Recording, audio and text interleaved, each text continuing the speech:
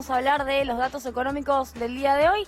Tenemos un dólar planchado, un dólar estable, al menos respecto del día de ayer, no desde el 11 de agosto, desde ya, 60,22, cierra igual que ayer. Hoy parece que apareció algo de oferta en el MULC, en el Mercado Único y Libre de Cambios, pero bueno, nos desayunamos una noticia que vamos a estar obviamente comunicando, contando más tarde, que tiene que ver con la utilización de parte del Gobierno Nacional de fondos que estaban para el fortalecimiento de reservas prestados por el Fondo Monetario Internacional, unos 7.200 millones de dólares, de los cuales se estima han utilizado cerca de 1.900 millones de dólares. ¿Para qué? Bueno, para atender las necesidades financieras que este gobierno tiene de acá a fin de año, entre otras cosas para pagar deuda, pero también, como el dinero es fungible, para atender reservas, es decir, para atender retiros de depósitos que hacen mermar las reservas y para contener el tipo de cambio. Bueno, esto es algo novedoso porque no había comunicaciones oficiales respecto de para qué se iba a usar ese dinero. El Fondo Monetario Internacional los consideraba intocables, pero evidentemente la reunión de la CUNSA la semana anterior con el Fondo Monetario Internacional, incluso conociendo a la propia Georgieva, determinó que ese dinero podía usarse, lo cual yo creo que agrega un nuevo ítem a la lista de ruptura de premisas o ruptura de acuerdos que no se consideraban modificables entre el FMI y el gobierno, porque ese dinero no se debería haber tocado y sin embargo se tocó, de la misma manera que se autorizó a intervenir en el mercado cambiario, de la misma manera que se movieron los desembolsos para que el 88% cayera adentro del gobierno de Cambiemos. Es decir, hay una serie de modificaciones de los propios criterios del Fondo Monetario Internacional para favorecer, en este caso, que el gobierno de Cambiemos pueda llegar a fin de año de manera digna, cerrando el programa financiero. No desembolsaron, pero permitieron utilizar las reservas del Banco Central. Vamos a ver los dos datos que van en paralelo porque se publicaron a las 4 de la tarde.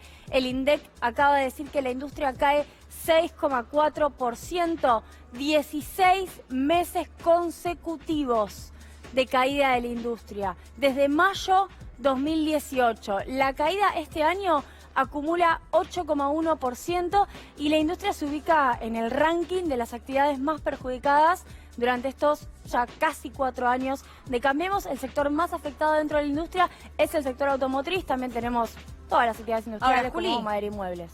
Esto de vos decías 16 meses consecutivos de caída de la industria, ¿puede ser positivo para una recuperación de cara a un nuevo gobierno? Me refiero a, ¿estamos ya tocando fondo y de acá todo es para arriba o puede ser aún peor? Lo que pasa es que yo creo que una cosa son caídas que luego son rebotes.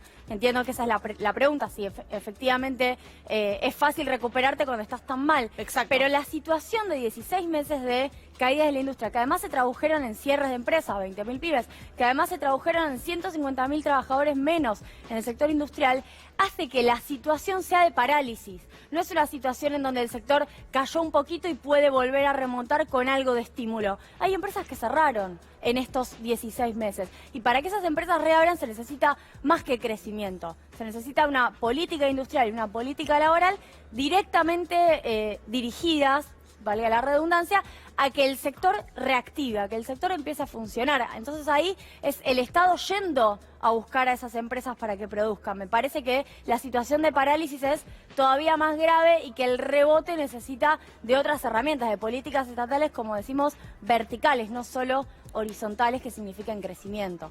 Y si vamos a la construcción, tenemos otro dato realmente muy elevado, 5,9% de caída. También no está tan mal en 16 meses, pero también lleva un tiempo largo cayendo, y la construcción además paradójicamente cae en un año electoral, porque los años electorales solieron ser en la historia argentina, este año ganó el fiscalismo del Fondo Monetario Internacional, años de mayor expansión de la obra pública. Ni siquiera 2019, año de presidenciales, no de legislativas, fue un año de expansión de la obra pública. Ahora, la pregunta es, y te escuchaba atentamente, ¿no? Digo, cierre de pymes, cierre de industrias, cierre de fábricas. Cualquier panorama es complicado, sea el gobierno que sea, Juli, y más con un dólar que va subiendo. Digo, vos explicabas recién todo lo que tiene que ver con el Fondo Monetario Internacional.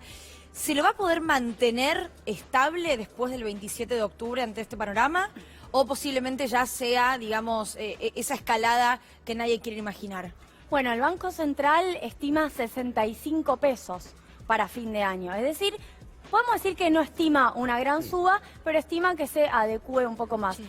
En relación a lo que dije antes, la utilización o la posibilidad de la utilización de estos 7.000 millones de dólares por parte del gobierno, que eran del Fondo Monetario Internacional, solamente para fortalecer reservas, en este caso para pagar deuda, abre un panorama un poco más positivo para que el gobierno cierre el programa financiero, no para el próximo gobierno. Si eventualmente Alberto gana, bueno, va a tener muchos problemas, porque las reservas van a seguir cayendo si el gobierno va a utilizar estos 7.000 millones, se están quedando 5.000 millones, si los cálculos que se están publicando están bien.